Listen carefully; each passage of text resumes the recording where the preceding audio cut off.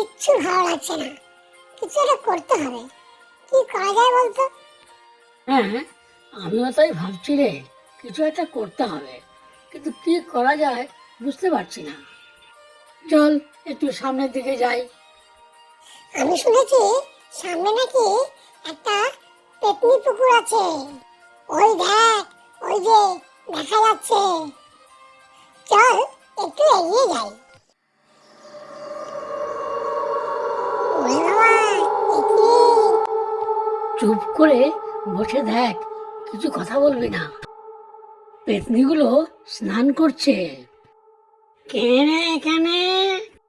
ওরে বাবা, চল, দেখে ফেলেছে, পালাই পালাই। আমাদের স্নান করা দেখা হচ্ছে। ইহিহিহি, ইহিহিহি। এবার দেহ ঘাড় মোটকে।